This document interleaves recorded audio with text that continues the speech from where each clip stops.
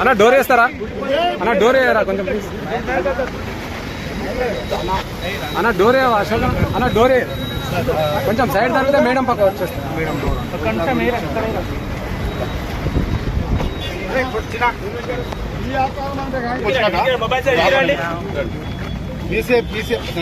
బాబు camera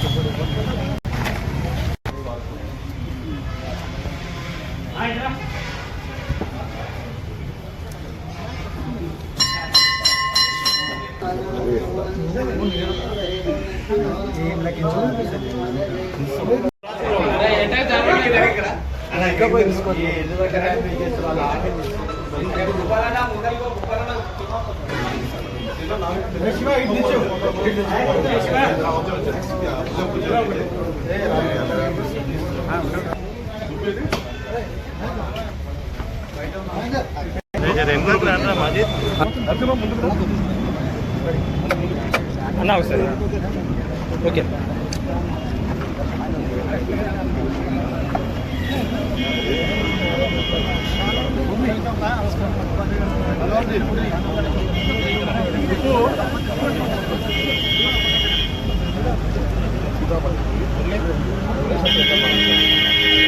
అన్నా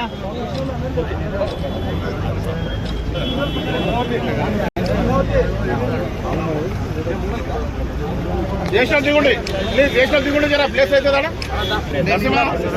నలభై అయితే జరా ఫ్రీగా బిల్లు అంతే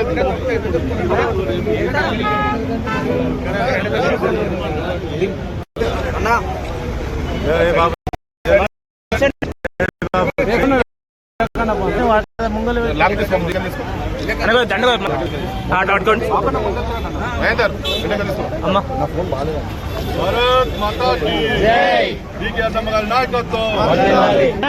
ఓకే ఓకేనా ఒక్క నిమిషం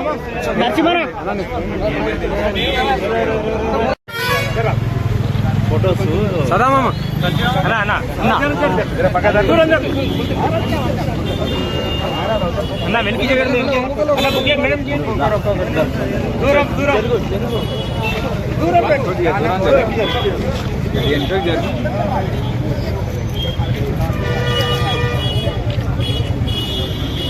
ఓకే ఓకే జై అన్నక్క జై అన్నక్క అన్న కెమెరా జై అన్నక్క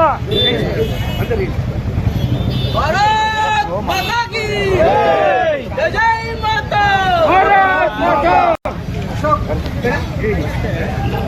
నా చేతులు దేని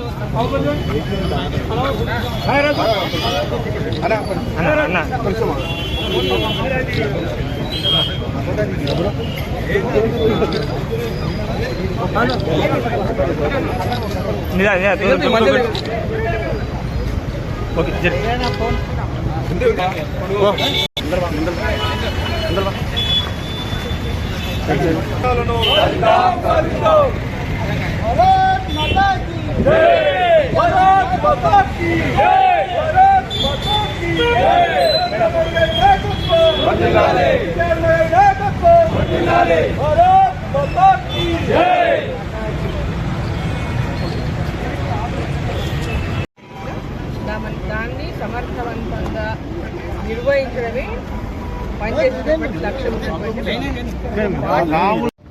మహబూబ్ నగర్ పార్లమెంట్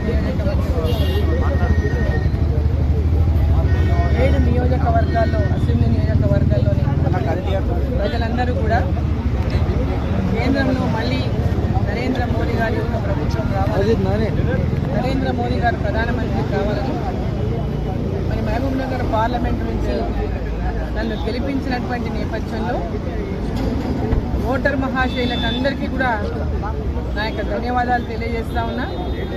ఈరోజు పార్లమెంటులో ఓటు తీసుకున్న తర్వాత మరి మొట్టమొదటిగా మరి నియోజకవర్గంలోకి మరి అడుగుపెట్టిన సందర్భంగా పెద్ద ఎత్తున కార్యకర్తలందరూ ఇక్కడ స్వాగతం పలికిన నేపథ్యంలో కార్యకర్తలందరూ కూడా నా యొక్క హృదయపూర్వక ధన్యవాదాలు తెలియజేస్తున్నా.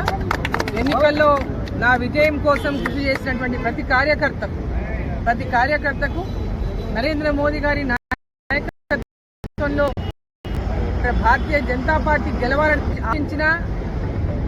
గెలిపించిన ప్రతి కార్యకర్తకు కూడా నా యొక్క హృదయపూర్వక ధన్యవాదాలు తెలియజేస్తా ఉన్నా.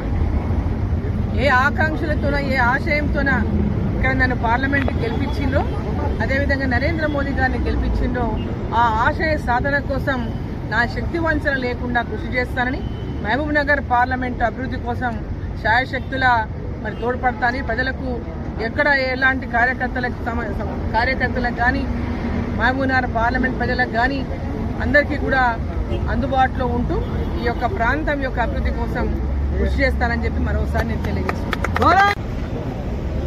అంటే అనకూడనటువంటి వ్యాఖ్యలు చేయడం నిజంగా దారుణమైనటువంటి విషయం.